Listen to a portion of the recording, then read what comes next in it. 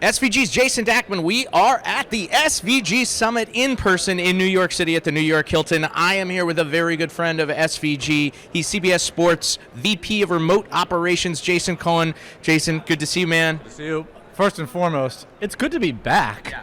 Oh my God, I missed this.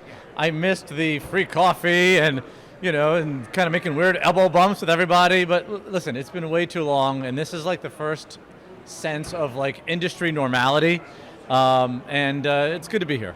We're excited just to have you and the crew here. It's super exciting, and to be able to tear you away from all the stuff you guys have been doing because you guys have been super busy.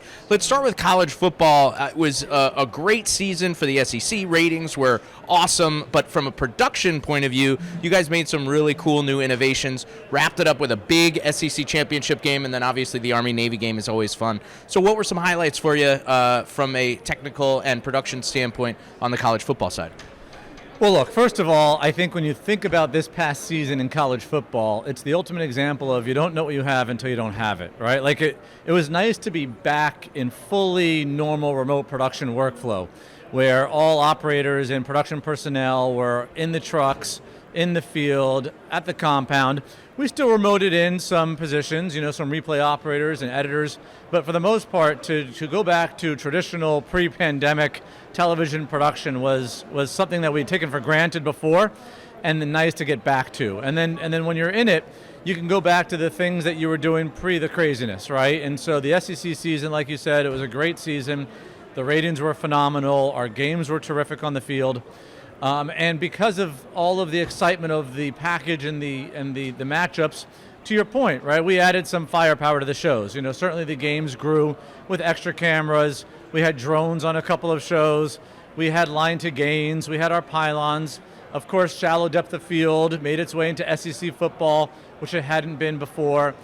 We brought studio shows on the road. So, we had our pregame shows for both the SEC Championship and Army-Navy at the stadium, in the field, working side by side with the game truck, which obviously gives it a bigger feel. All of those things that really weren't possible during the pandemic because you're trying to limit the number of bodies on site. You're trying to produce with as much remote capabilities as possible. And when you go back to the normal way of doing things, you can bring the studio show back up, have field sets, have sets outdoors, have extra trucks on site and extra personnel. And it really lifts the event, right? It makes the event so much bigger when you're able to kind of bring that element back to the show. Yeah, and when you talk about big events, let's go to the pro side on the gridiron. You are able to now focus on the NFL.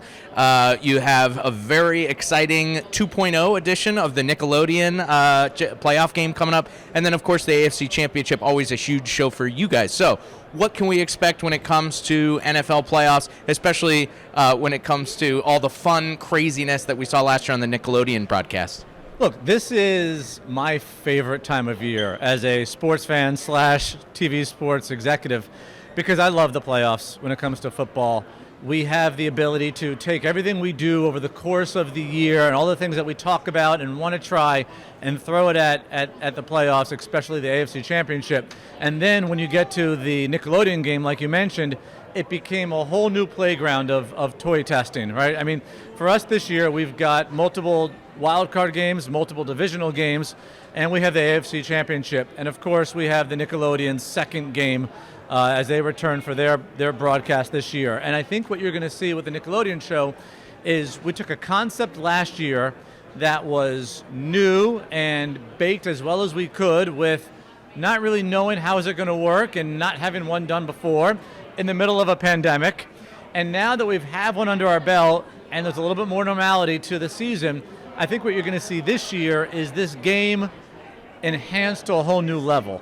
I think you're going to see a lot of the concepts that we introduced last year and blown to the 10th degree this year with, enhanced augmented reality and enhanced storytelling with the Nickelodeon elements that those viewers are accustomed to.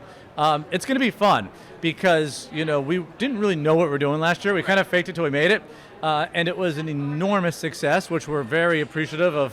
Sorry, probably Nickelodeon right there. TV, there you go. But it's going to be fun, and I'm excited because I think people are going to watch it this year and be like, oh my God, they have taken it to a whole new level. Well, I can't wait to see. As long as they're slime cannons, I'm fine. I'm all good. So I'm not allowed to say much, but I can promise you there'll be slime cannons. Okay, cool. Well, Jason, always a pleasure. Thanks so much for making it out, man, and so good to see you in person. And thanks for having me, and it's good to be back with SVG. Absolutely. Stay tuned for more reports from the SVG Summit in New York City. I'm Jason Dachman, Chief Editor at SVG.